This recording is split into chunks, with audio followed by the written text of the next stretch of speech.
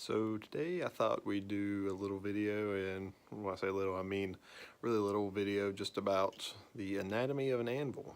So let's go. We're going to start off by talking about the most important part of your anvil, and that is the face, which it will be the flat upper surface of your anvil. Now the face can be cut up into really two parts, and first part is what is directly over the feet and base of the anvil. So for me that'd be about here and over. And that is what I like to call the sweet spot. That's where your rebound will be the greatest because that's what has the most mass underneath it and allows the anvil to sort of hit back at whatever you're hitting. The second part is over here, and this is the heel of the anvil. And that's the part that sticks out back but remains flat, unlike the horn over here. The heel is where the hardy and the pritchel holes are. Now the hardy hole is generally a square hole, and that is where you put hardy tools. And hardy tools are just anything with a square shank that fits the hardy hole of your anvil. So they'll sit in there, and that one's a hot cut, but it sits in there and it doesn't like to move that much. So that's what the hardy hole's for, though it is useful for bending and other things if it fits right. And second, there is the pritchel hole, which is what this round hole is, and that is used mainly for punching and drifting and things like that. Although you can only punch and drift holes smaller than the pritchel hole. And it also holds at least one tool that I know of in another video we talked about and made a holdfast that uses the pritchel hole. So next we will talk about this. And this is the cutting table of an anvil. And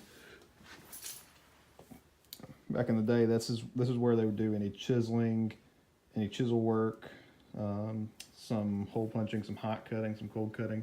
And you can actually see that's what all those lines are. That's where people use the cutting table for cutting their material.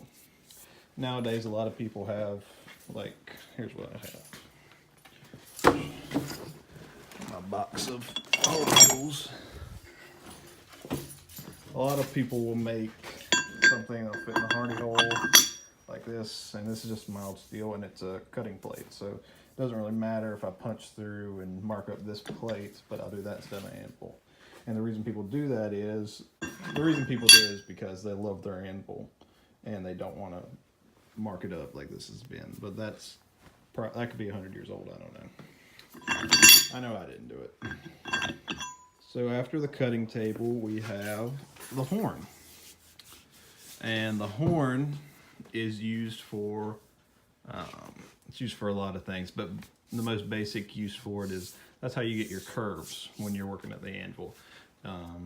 You just bend it around the horn, different diameters, and get the proper shape you want. There's more to it than that, or there's more things you can do with it than that, but that's just the basic function I'm going to give right now in this video. One more thing I want to talk about before I finish up this video is when it comes to your anvil, everything has its own function and purpose, like I've talked about. But you don't be afraid to use all parts of your anvil, because everything here has uses that I didn't talk about and just things that nobody really thinks of when they're discussing what parts of the anvil are for what.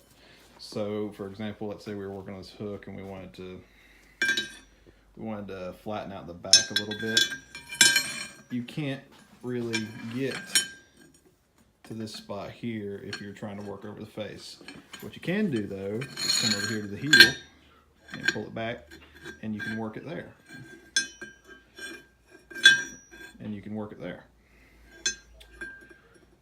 And that's kind of what I'm trying to get at is you have the whole anvil. You don't have to limit yourself to just the face or just the horn or just whatever. Whatever works best for whatever you're trying to get at is what I'm trying to tell you.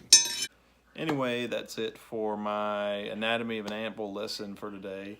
If you like the video, I'd love for you to like it. If you didn't, check out some others. Maybe you'll find something you like there. Any questions, comments, feedback, always appreciated. Just leave it below. Thanks for watching, and don't forget to get out there and try to make something.